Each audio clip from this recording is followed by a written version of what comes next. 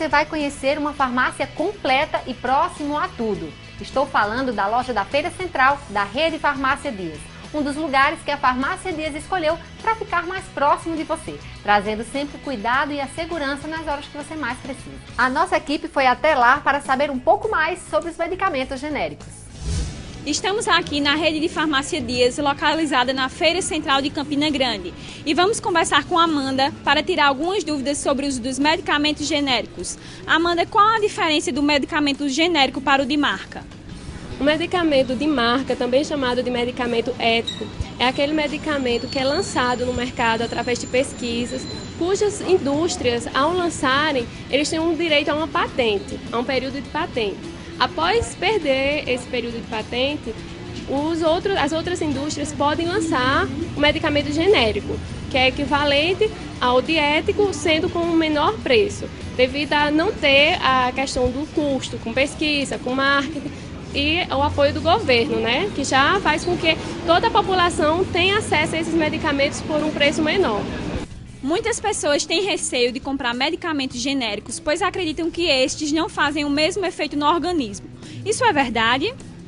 Não, não é verdade. Um medicamento genérico, para ser lançado no mercado, ele tem que passar pelos testes de bioequivalência e biodisponibilidade. Ou seja, ele tem que fazer o mesmo efeito que o medicamento ético no organismo. Ou seja, eles são bioequivalentes. É o médico quem prescreve todos os medicamentos genéricos ou qualquer pessoa pode chegar com a receita e comprá-lo? O médico pode prescrever já o medicamento genérico, como também pode prescrever o medicamento de marca. Porém, o medicamento pode ser substituído pelo genérico de acordo com a legislação. Esse medicamento pode ser substituído se o paciente, se o cliente aceitar a substituição e for informado da substituição. Existe versão genérica para todos os tipos de medicamentos? Não. Só alguns medicamentos cuja patente já expirou. Aí pode ser produzido genérico. Nem todos os medicamentos têm o genérico. Agora que você já sabe mais sobre os medicamentos genéricos e conheceu a Rede Farmácia Dias da Feira Central, pode aproveitar a promoção exclusiva com genéricos a preço de fábrica. Na loja Farmácia Dias da Feira Central, você vai encontrar uma variedade de medicamentos, produtos de higiene pessoal e beleza, uma seção inteira de produtos infantis, além de entrega 100% segura e estacionamento para sua maior comodidade. Se precisar, é só ligar 3310-6000. Vamos conversar com o médico ortopedista Dr. Bruno Brilhante, que vai falar sobre os cuidados que devemos ter em casa para evitar os acidentes com idosos. Olá, Dr. Bruno. Seja bem-vindo ao nosso programa. Muito obrigado pelo convite. Falar de um assunto tão importante que é a prevenção contra as lesões do idoso.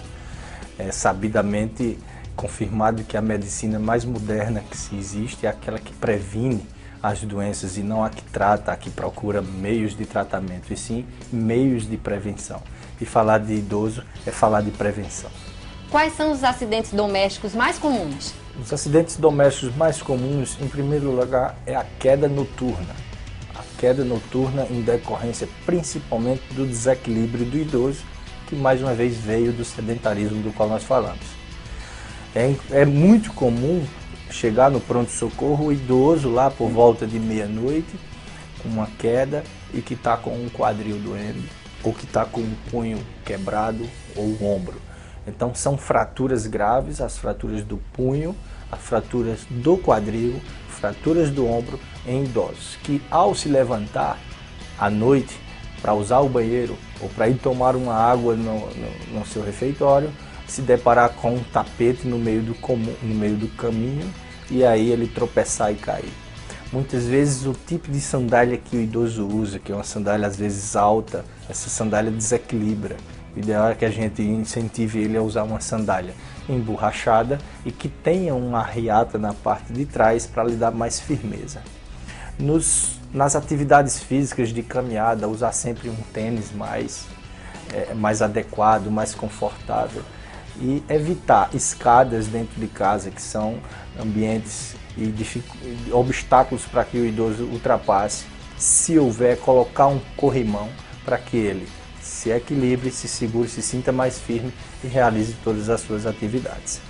Lembrar também, desculpa eu falar, que deixar uma luz acesa no banheiro ou na cozinha, ou no corredor de sua casa, é importante.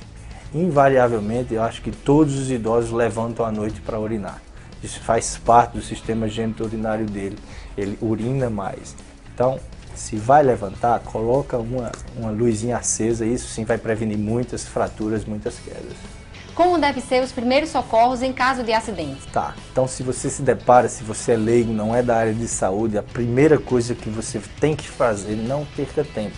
Liga para o socorrista. Hoje nós temos o SAMU em Campina Grande, que muitas vezes traz esses pacientes de uma forma rápida e segura. Ligar para eles. Em segundo lugar, deixar a pessoa que caiu, o idoso, parado. Não mobiliza. Muitas vezes você pode agravar ainda mais uma fratura na intempestividade de querer ajudar. Deixa ele paradinho, estabiliza. Uma das coisas importantes é você estabilizar o pescoço dele. Depois disso aí, deixa que o socorrista venha e leva da forma mais segura possível para o ortopedista avaliar. Doutor Bruno, o senhor falou sobre o tapete, que é um risco, a posição dos móveis em casa. Fala um pouquinho sobre os acidentes no banheiro. Banheiro, sempre que o idoso for tomar banho, se ele é um idoso que toma banho em pé, lembre-se de um tapete emborrachado. É muito comum a queda por escorregar no terreno do banheiro que está ensaboado. Então, usar um tapete emborrachado ou mesmo tomar um banho com uma sandáliazinha japonesa, daquela de borracha, previne muito essas quedas, né? E tem muitos idosos que não têm equilíbrio de tomar banho em pé ou sempre precisam de uma ajuda. Coloca um corrimão do lado do banheiro para que ele se segure com a outra mão. Isso deixa ele mais firme. Quando você for fazer isso com o idoso, ele não pode ser encarado como uma pessoa velha, e sim como uma pessoa que precisa de um auxílio. Você tratar um idoso de velho, ele não gosta, ele não vai aceitar a sua ajuda. Então tem que ter um carinho especial, um carinho como se você tivesse com a criança que está nascendo, porque mais uma vez ele está voltando a ser criança e precisa dos cuidados mais intensos. Quais as regiões do corpo que são mais suscetíveis a essas lesões? Em primeiro lugar, é disparado a fratura de punho. O idoso, quando cai, a primeira atividade de defesa dele é pôr a mão no chão. Então isso é chamada fratura de Collins, é uma fratura grave, que muitas vezes tem que ser tratado com materiais especiais para que traga ao idoso os movimentos perfeitos que um dia ele teve. Outras fraturas graves também, e essa a mais grave que eu considero, é a fratura do quadril. A fratura do quadril, que chamamos fratura do colo do fêmur, é uma fratura que muitas vezes a gente tem que usar uma prótese. E uma prótese tem uma vida útil que não deve, e normalmente ela não ultrapassa os 15, 20 anos. Então, ele já atrapalha a locomoção do idoso também, né? Nunca é a mesma, mas os resultados de uma prótese é muito bom. O paciente volta a caminhar, volta com segurança, mas ela tem vários riscos, essa fratura. Risco de embolia, risco de trombose, que pode levar à morte. Existem estudos que mostram que idosos que fraturam o colo do fêmur têm um índice de mortalidade até 50%. Então isso a gente tem que prevenir. Isso nos grandes centros, nos grandes países que trabalham primeiramente a prevenção, eles têm uma campanha e essa campanha nós temos que fazer. Eu já louvo aqui o programa LIS por pensar nisso aí e nos chamar para falar um pouco sobre isso. O que o senhor acha sobre esse conceito de melhor idade? Esse conceito de melhor idade talvez seja um conceito para a Finlândia, para algumas regiões dos Estados Unidos, Europa, onde se trabalhou por muito tempo a prevenção. Nós estamos numa realidade Brasil, Nordeste, Paraíba, Campina Grande, que essa prevenção ainda não está sendo tão bem trabalhada. Nós estamos na era do tratamento. Então, outra vez no meu consultório, eu chamei uma paciente de boa idade, que ela estava na boa idade, e me surpreendi com a reação dela quando ela disse: por que é que o senhor não está aqui no meu lugar? Com os meus 72 anos, o senhor está falando isso. Isso me chamou a atenção, que foi onde eu procurei entender por que é que os idosos não se consideram na melhor idade. Eles se consideram na terceira idade, na última. Mas por que que isso acontecia? Então eu pensando comigo, eu vi que, pelo fato deles no passado não terem tido um programa de prevenção, de orientação, de realizar atividade física, de fortalecimento muscular, de trabalhar o equilíbrio, a força, hoje eles se consideram na terceira idade. E é isso que nós temos que parar. Essa cadeia de terceira idade tem que parar para que eu, você e todos que estão aqui ao nosso redor e os telespectadores mais jovens entendam que o futuro é sim a boa idade, desde que trabalhada desde já. Dr. Bruno Brilhante, eu quero agradecer a sua participação aqui no programa LIS.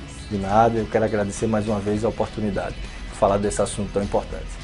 E lembrar que Dr. Bruno, juntamente com seu pai, irão inaugurar uma nova clínica de ortopedia, que irá priorizar a prevenção, o tratamento e a reabilitação de doenças ortopédicas. Você